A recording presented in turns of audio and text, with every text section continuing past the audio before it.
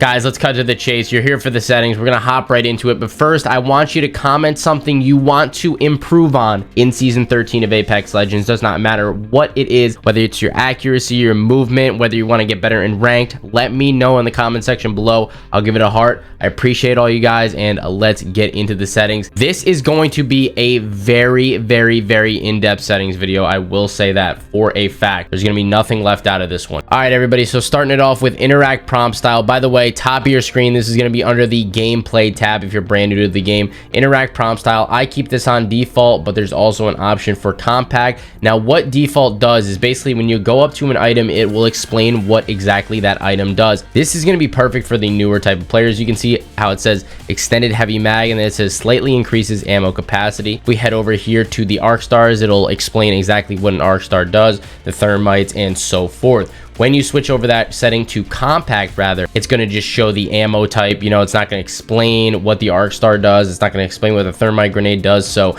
compact is better for more experienced players, but if you're brand new to the game, definitely keep this on default. Button ins, I have this set to off. You could set this on. It's really all preference. A lot of this first page is going to be a lot of preferences. If you turn this on, button hints, you can see at the bottom hand side of my screen, you can see where it says Y to switch weapons here. That's because I'm on controller on PC, by the way. I know a lot of you guys are like, he says he's playing on PC, but he has buttons on his screen. Guys, that's because I play on controller. That's why I'm making this video. It's a controller settings video. So you guys can see, you know, the ultimate ability, LB and RB. You can see the phase is LB. Button hints basically gives you a hint on what button to push if you want to do something. So I have that off just to make it look cleaner, but you can turn that on if you're a brand new player. Crosshair damage feedback, I have this off. Now a lot of people recommend having this on X with shield icon, and what this does is when you take a shot at an enemy, you see that X in the middle of your screen that pops up. X, X, X. I personally don't like visual clutter, so I turn that all the way off. Now when I shoot at them, nothing. It just makes it easier to track enemies, in my opinion. So I have that set to off, but you can mess around with that, X or X with shield icon. Now down here at damage numbers, I have this set to stacking, and what this is going to do, if you set this to off, it's going to be very, very difficult to call out how much damage you're doing. Let's see. Could you guys guess exactly how much damage I'm doing right here? Because I certainly can't. But when we pop that over to stacking, 26, 26, 13, 52. You can give very, very accurate call outs to your teammates, and that's what you want.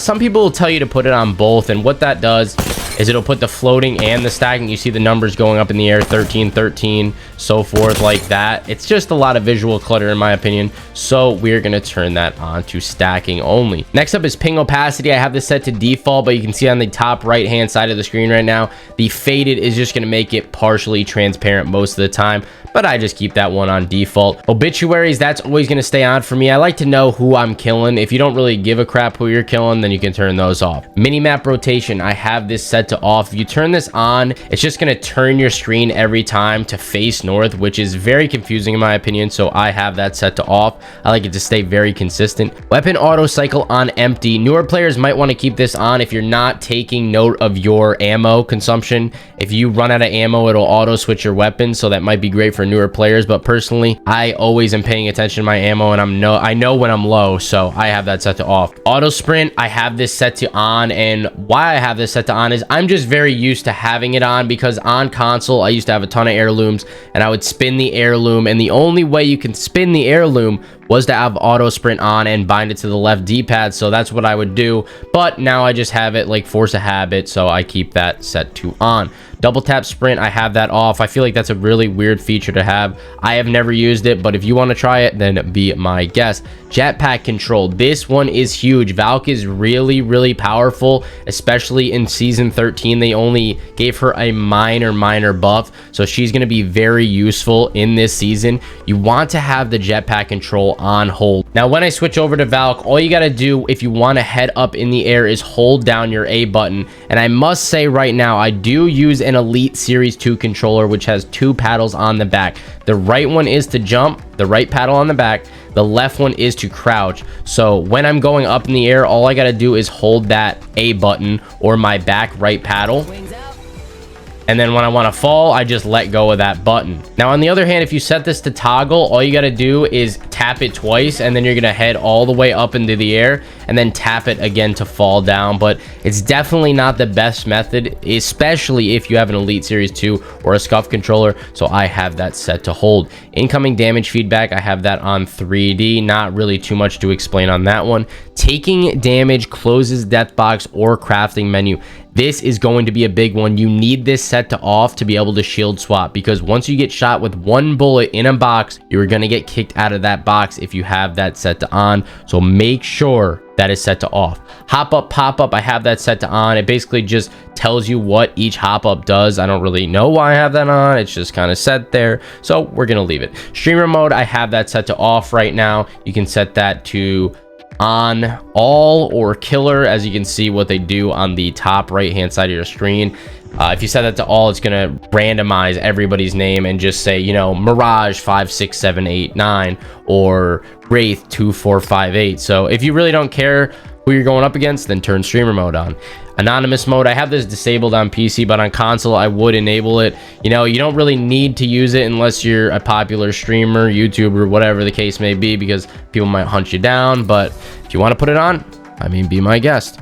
Usage sharing, I have that set to enabled. Performance display, I have that set to on. You guys can see in the top right hand side of my screen right now, you have the FPS up there, your ping, your packet loss, your choke, and then a bunch of other numbers that I have no clue what they are, but that's going to be essential in telling you, you know, if you're lagging and so forth, what your connection's looking like. Club invites, I have that set to enable. You know, if you're getting flooded with club invites, if you don't want to, you know, join any clubs, then you could set that to disabled, and that will just cancel all the incoming invites or not allow them to even send them. Communication filter, I have that set to everybody, and this is a newer option that they added. I feel like determines which players to receive text and voice chat from. You know, if they don't pass the filter, they're going to be muted automatically, but I have that set to everybody. You can turn it to friends only or talk to nobody if you really want to just game in peace. Now, in the past, my reticle was on customized. I don't know why it swapped back, but I do like to run the neon blue reticle. It's 154, 246, and 255. You want to put it on your own weapons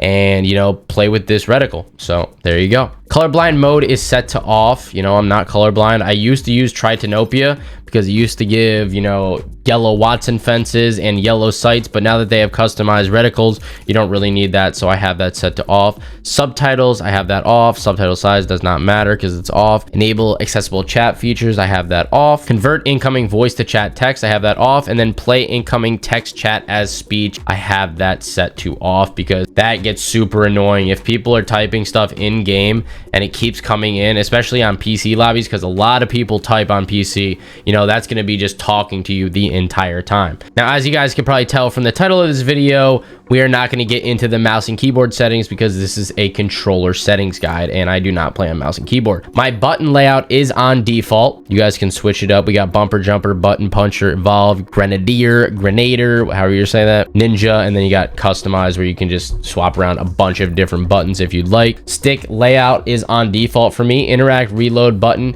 that's going to be on tap to use. I don't like to hold it down the entire time, but if you want to, be my guest. Crouch button is essential on hold if you have paddles.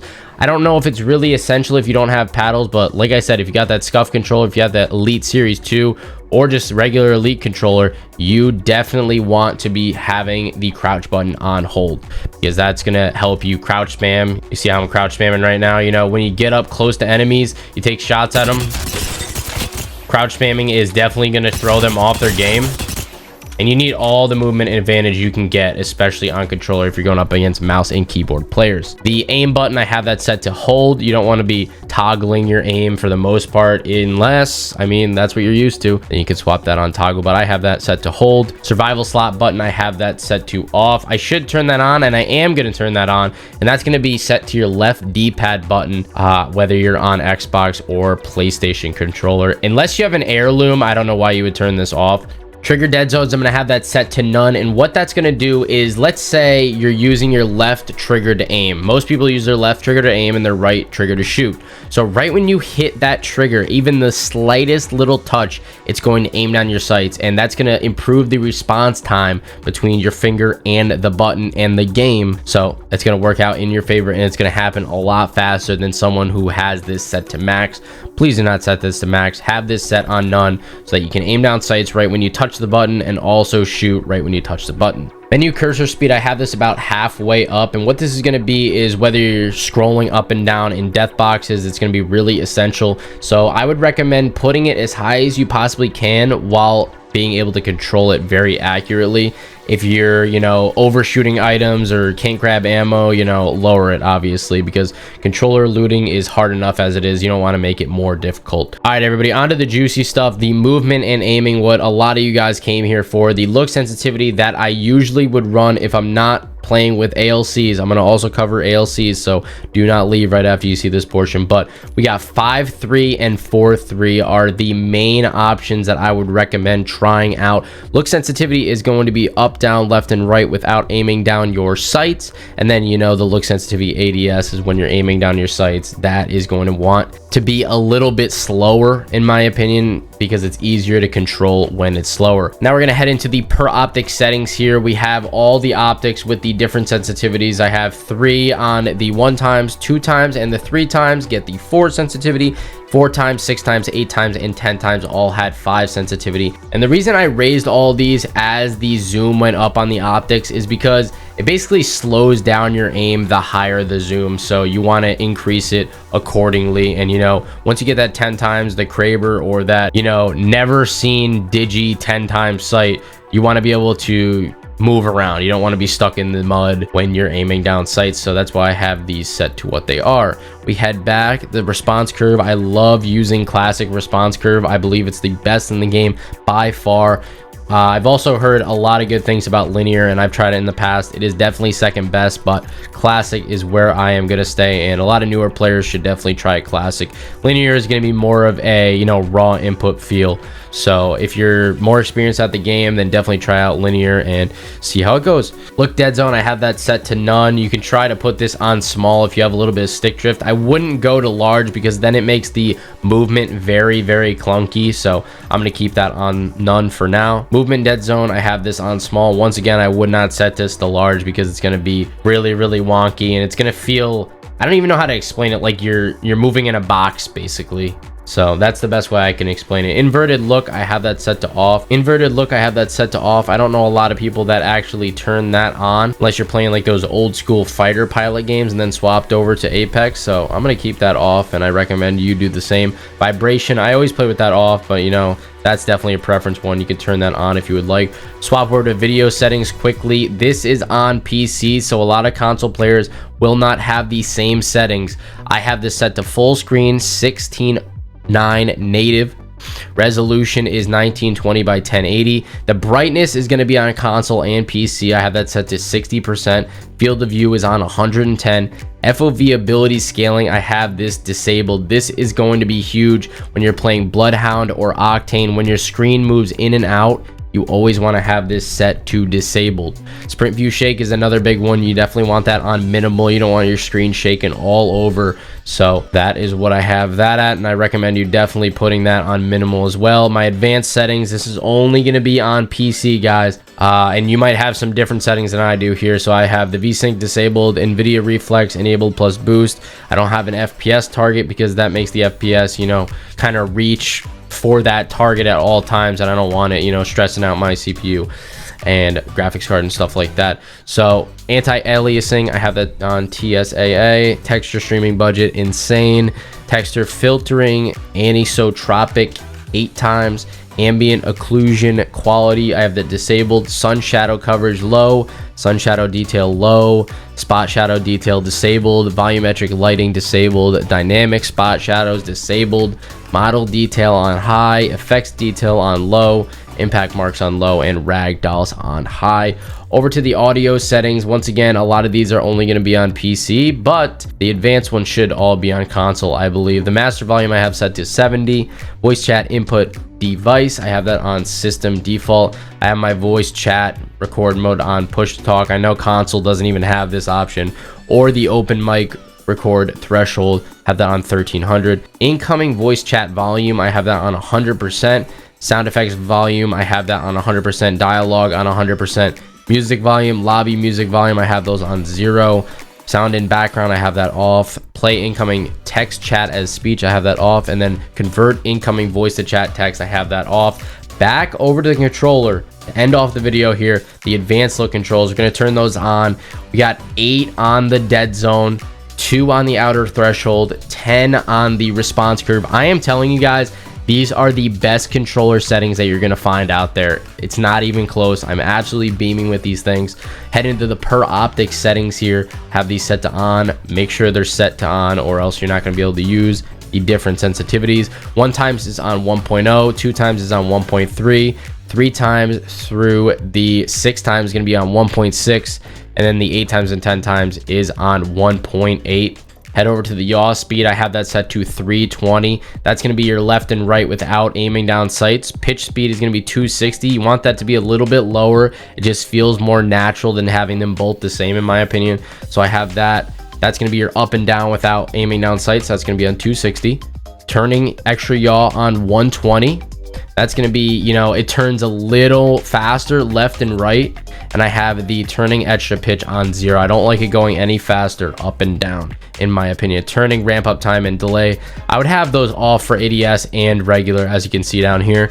ADS yaw speed, I have that on 100. ADS pitch speed on 75, and ADS turning extra yaw on 50, and that's going to, you know, correspond to the settings that I was talking about above. ADS yaw speed is going to be aim down sight left and right, pitch speed aim down sight up and down, and then the turning is going to be left and right. It's going to speed it up a little bit. I have the target compensation set to on, and then melee compensation set to on. So I hope you guys enjoyed this video. Make sure to subscribe if you're new, and I hope you guys have a great season 13. Have a great rest of your day, everybody. Peace out.